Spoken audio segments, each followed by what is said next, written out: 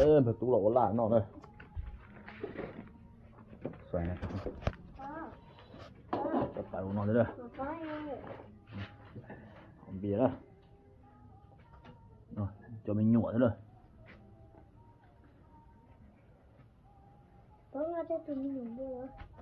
ở đây tú rồi chị tu bia chưa bỏ nhúng em khỏi phải ship ta nhúng không ta thôi ra hả nhúng như chỉ bù hả này nó nhúng đó đây là bà tú làm một tế này xịn mày đó gì hỏi con này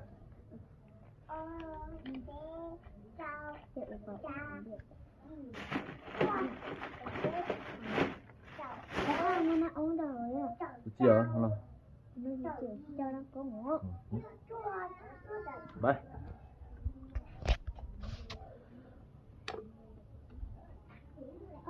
cái bài của chị chào bé chào có chỗ khóc của nè khóc của hả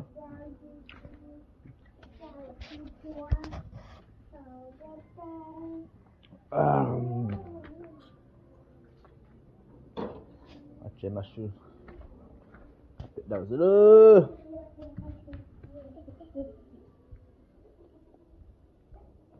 to gì chưa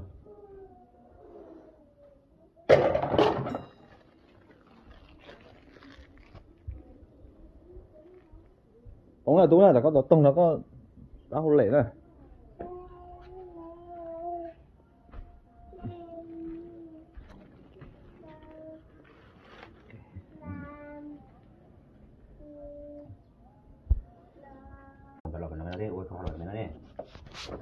cái hai của nó ô tô là nó nè có những cái thôn luôn cả cái đá lói một làm một tay sụt chia cho nó mới chi gọi xia cho dân quay nặng sợ tờ chi đi xia mà đo bắn phổ lệ cột to bên nùa hậu khoa xì sao đây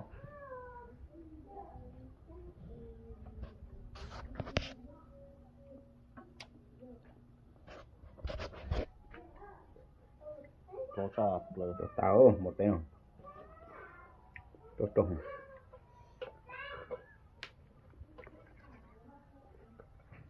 màn thầu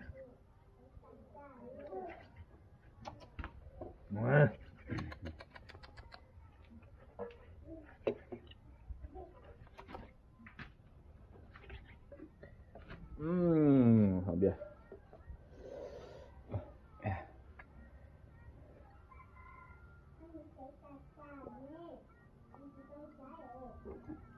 lòng mặn nữa trong xe có chú muốn ăn ta đi xem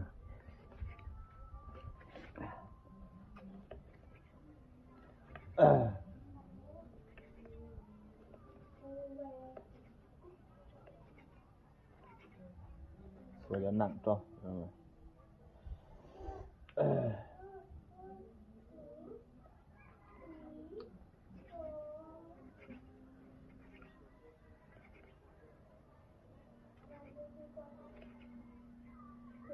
hầu tưởng cái to chỉ bia cái nó thành gì thôi chỉ có tốt tay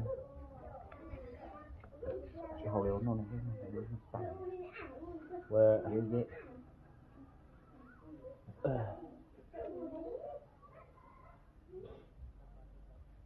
chỉ để tự suy nó à tự có suy nó cái mặn này chuẩn bị cái mặn vào đây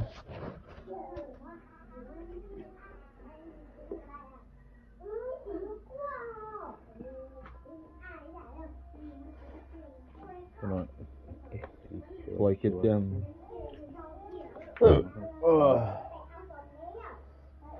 đây phía đây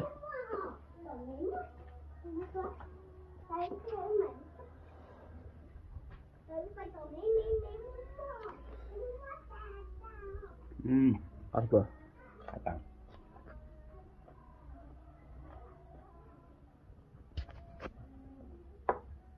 nhót cho nó Tao một tí ơi.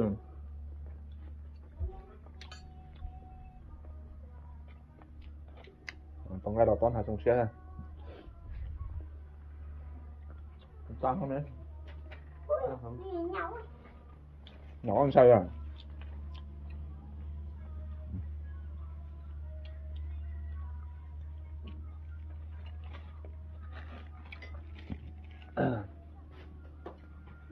Có tốt tua rồi. nó có sói à bột ăn của gì cái lăng Ủa, tôi cho coi cũng mua ấy, con gì vậy chứ? Ê, chẳng là luôn lột ra là con thủy cái này ơi.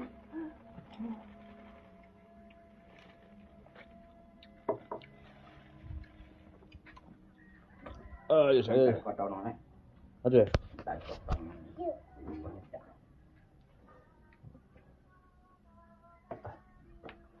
Sẽ tụi mày ai bọn nó cứ cái có tổng ở chẳng cái có lòng à.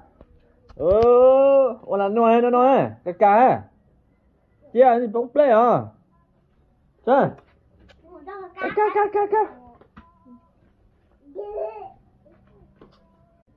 Cái. Bùng lại liệp lối này mà nói. Hấu nó cái đi số dạ rồi. Liệp lối đó, trâu. Năm pi, năm pù, năm ba, lê có cái đâu đó? Con gì đó? chi Tao đang ở đây chi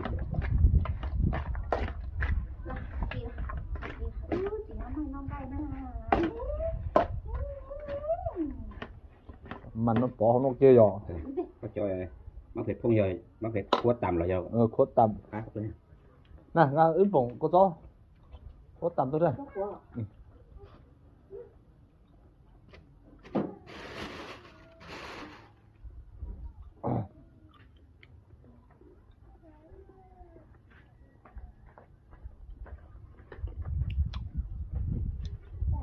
Wow, thân nhiên đủ lắm. Có bớt món đây có gì? Cũng hát hả?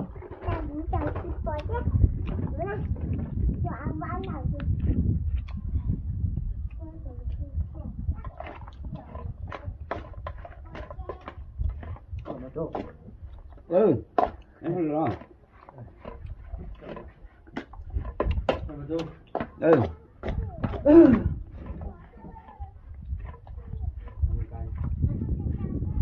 Ngang quật chơi hỏi à. để nói Ở đây. nó có chỗ chán thôi Ra tràn áo tôi con này ơi. ống nó Nè. làm rồi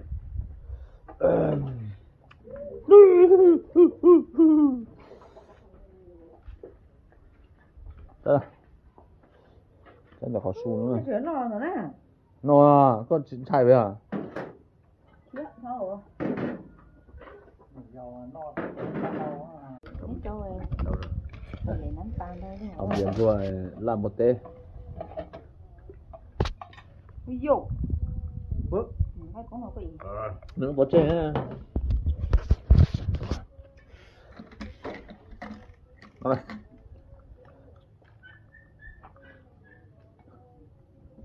Chúng ta ý cho đi vào đây rồi.